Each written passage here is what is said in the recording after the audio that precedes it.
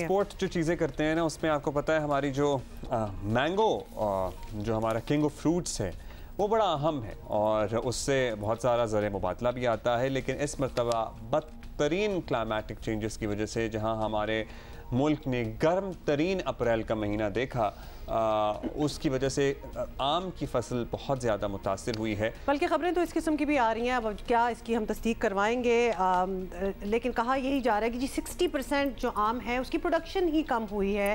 तो 60% is a large chunk, उसमें फिर क्या एक्सपोर्ट होगा और क्या रह जाएगा मुल्क के लिए, बहुत से सवाल इस किस्म के उठे जा रहे हैं। और आपको पता है कि पाकिस्तानी वैसे आमों के मामले में बड़े सीरियस हैं, बड़े सेंसिटिव हैं। These require some answer. इसी पे बात कर लेते हैं। वहीद अहमद साहब, chief patron fruit exporters association हमारे साथ मौजूद हैं। वहीद साहब, welcome to Geo Pakistan. Sir, हम तो ज़रा टेंशन में आ गए हैं। एक तो ये ज़ाहिर टेंशन जो मौसमी हालात पूरे मुल्क को देखने पड़ रहे हैं उसकी वजह से हर एक की ज़िंदगी मुतासिर हुई है, और फिर ये कि आम की फसल बहुत ज़्यादा अफेक्ट हो रही है।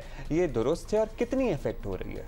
देखें जी, पाकिस्तान की जो क्रॉप है 18 लाख मिलियन मेट्रिक टन है, जो 29% सिंध का शेयर है, 1% KP का और 70% पंजाब का है। और ये इम्पैक्ट जो अभी तक मैं कह रहा हूँ आज की तारीख तक 50% डिक्लाइन है हमारी प्रोडक्शन। समझे 9 लाख पे हम खड़े हैं आज की बात कर रहा हूँ। मुझे नहीं पता अगले घंटों में क्या हो जाए। मौसम अगर तूफ़ान, आंधी, बारिशें आ जाती हैं तो वो भी एक नुकसान होता है। मैंने यही देखा है हमेशा मई, जून, जुलाई के अंदर ये चलता रहता आंधी तूफ़ान, ख़ासकर पंजाब के अंदर, इसलिए कि सिंध का सीज़न तो जून के अंदर ख़त्म हो जाता है। तो इसकी जो रीज़न है जो प्रोडक्शन कम होने की, वो सिर्फ आम में नहीं हुई, आने वाली ग्रीन वेजिटेबल्स को भी आप ऐसे ही देखेंगे, शुगर केन को भी ऐसे ही देखेंगे। आम की बात पे मैं वापस आता हूँ कि क्लाइमेट चेंज हो रहा है। क्लाइमेट चेंज इस साल नहीं हो रहा। अगर आप ये देखें 2013 से जो हमारे यहाँ फ्लड्स आ रहे थे वो ही एक ग्लोबल वार्मिंग का इंडिकेशन थी। और अब मैं ये कहूँगा हर साल ये बढ़ता रहेगा। और हमें जो हम ट्रेडिशनली जो हार्वेस्टिंग और जो तरीक़ेकार है हमारा जो ग्रोइंग करने का, अगर हम उससे हटे नहीं तो आने वाले सर आप लोगों को तो नया प्लान बनाना पड़ेगा। तो ये फूड सिक्योरिटी तो कंसर्न जो है ना, चैलेंजेस जो है पाकिस्तान का बढ़ता रहेगा और बढ़ता ही रहेगा। इसलिए कि अगर मैं आपको आम की मिसाल दूं, चले मैं आपको देखें ना, 2 चीज़ें हैं, एक तो पानी, फिर आपका क्लाइमेट चेंज हो रहा है। एक तो जो अप्रैल के शुरू में जो टेम्परेचर 28-30 डिग्री था वो जंप होकर 42 पे चला गया, उसकी वजह से ना आम के ऊपर बहुत बड़ा इम्पैक्ट आया। उससे पहले जब हम देख रहे थे फरवरी और मार्च के अंदर अच्छा फ्लावर था, चीज़ें अच्छी नज़र आ रही थी, कैसा लग रहा था कि क्रॉप अच्छी होगी, मगर बाद है कि वो एक हफ्ते के अंदर ही जो मौसम ने ऐसा हिट किया है सिंध को और पंजाब को। और पंजाब के अंदर एक और मसला है, सिंध के अंदर पानी का भी मसला है। फिर अगर मैं पंजाब की बात करता हूँ, वहाँ भी पानी का लोड शेडिंग हुई, डीजल बीच में शॉर्टेज हुआ, तो फिर आपके जो पानी का इंतज़ाम था वो सही नहीं हो सका। टाइम देखिए, हर चीज़ की टाइमिंग होती है, अगर उस टाइम पे पानी ना मिले तो फिर वो क्रॉप डैमेज होती है। और ये कब, किस पीरियड की बात कर रहे हैं? जो डीजल वाला इशू आया, ये जो मई के अंदर की बात कर रहा हूँ, इसलिए कि देखें ना, जो पंजाब है वो एंड ऑफ जून और जुलाई में स्टार्ट होता है, तो उसको तो ज़रूरत थी उस टाइम पे। देखिए भाई साहब, आप जो कह रहे हैं कि 2013 से हमने क्लाइमेट चेंज का with the floods and all, तो थोड़ा सा तो ट्रैक करना आप लोगों ने शुरू कर दिया होगा, या फिर ये टोटली अनप्रिडिक्टेबल होता है, या फिर आप लोगों की ओवर द ईयर्स प्रोडक्शन बता रही है कि ये डिक्लाइन पे ही जा रहा है? नहीं जी, ये पिछले साल इस तरह नहीं था। मतलब कि पहली बार मैंने देखा हिस्ट्री में इतनी बड़ा डिक्लाइन आया मैंगो के अंदर। मगर मैं यही कह रहा हूँ कि आज आ गया है, शायद ये 2 साल बाद इससे भी बदतर आए, शायद अगले साल ना, शायद आ भी जाए। मैं प्रेडिक्ट नहीं कर सकता, मौसम को कुछ नहीं कह सकता, मगर 1 डिग्री जब बढ़ता है तो आपका एग्रीकल्चर डिक्लाइन होता है। अगर आप वर्ल्ड बैंक FAO की रिपोर्ट देखें 2015 से लेकर 2050 तक, कुछ मुल्क एग्रीकल्चर के अंदर प्लस है, कुछ मुल्क में कोई इम्पैक्ट नहीं आ रहा, कुछ मुल्क माइनस में।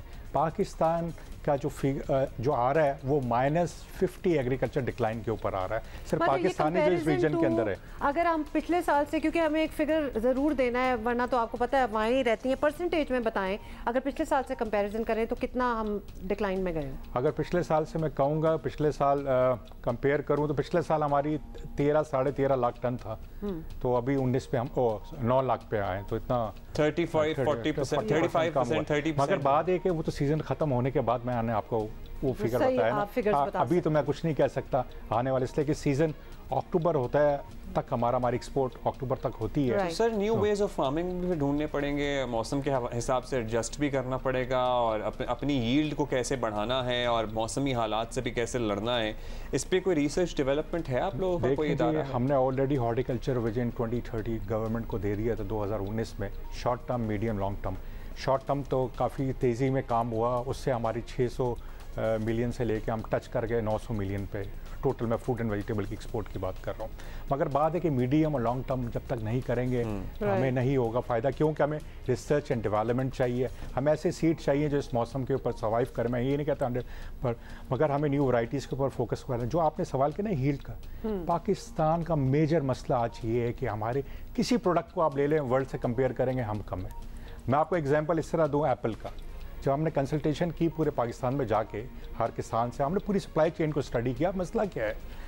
मैं सिर्फ 2-3 एग्जांपल दे दूं। जब हम एप्पल को जाके किया, मैंने पूछा 1 एकड़ में कितने दरख्त लगाते हैं, जी 150 लगा रहे हैं। दुनिया कितने लगा रहे हैं, 3000 लगा रहे हैं।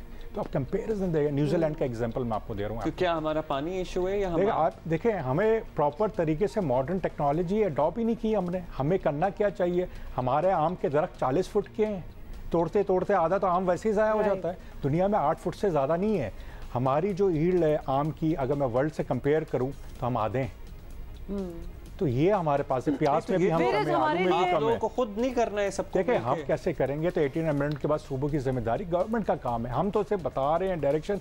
हम एज अ एक्सपोर्ट को हम देखते हैं। हम कहते हैं जब तक फ्रूट बास्केट और वेजिटेबल बास्केट नहीं बढ़ेगी, एक्सपोर्ट कैसे बढ़ेगी। ठीक है, शॉर्ट टर्म पे तो हमने पम्प करके एक्सपोर्ट बढ़ा दी, मगर मुझे अपनी बास्केट बढ़ानी है फ्रूट एंड वेजिटेबल की। और पाकिस्तान में आप कोई चीज़ ले लें, अगर स्ट्रॉबेरी की बात कर लें या कुछ भी ले लें, अगर तो आप अगर इंटरनेशनली कंपेयर करेंगे, हमारी प्राइसेस महंगी होती है। अक्सर ये भी होता है। वही साहब, लेकिन अब टेंशन ये है, स्पेशली द व्यूअर्स मेरी तरह ही होंगे, जो जिनका सवाल सिर्फ ये है कि क्या हमें आम मिलेगा कि नहीं मिलेगा, इंशाल्लाह क्या हम चौंसा खाएंगे या नहीं खाएंगे। तो ये बता दें कि ये एक्सपोर्ट में ही चला जाएगा या फिर अच्छी, और एक्सपोर्ट भी कम किया है ना आप लोगों ने। देखें जी, पहले तो ये परसेप्शन मैं क्लियर कर दूं, और मैं जहाँ जाता हूँ मीडिया में ये सवाल जरूर होता है। सवाल सर यही है जी कि हमें मिल रहा है कि नहीं मिल रहा। बात है कि अगर हमारी अगर 9-10 लाख टन है, अगर उसमें से 1,25,000 टन एक्सपोर्ट हो जाता है, तो उसका मतलब ये तो है कि हमारे पास काफ़ी है लोकली। तो ये नहीं है ऐसा, ये परसेप्शन है। लास्ट ईयर भी यही सवाल था, तो मैंने कहा अगर 14 लाख टन है, अगर 1.5 लाख टन पिछले साल हमने एक्सपोर्ट किया, क्या इम्पैक्ट पड़ा। देखें डॉलर आ रहे हैं। अब इस चीज़ को ख्याल रखें, कितने लोगों का रोज़गार लगा हुआ है।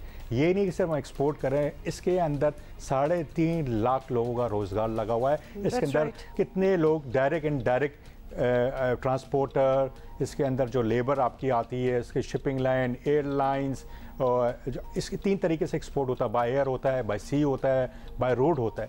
तो ये सब चीज़ें हमें समझना चाहिए। ठीक है कि आज हम हमेशा जो है ना डॉलर लाने में हमारे मुल्क की एक्सपोर्ट हमेशा डिक्लाइन नहीं, नहीं सर, सख्त फैसले हमें करने हैं। हमें ये मैं कहूँगा कि डॉलर चाहिए तो एक्सपोर्ट को बढ़ाएं।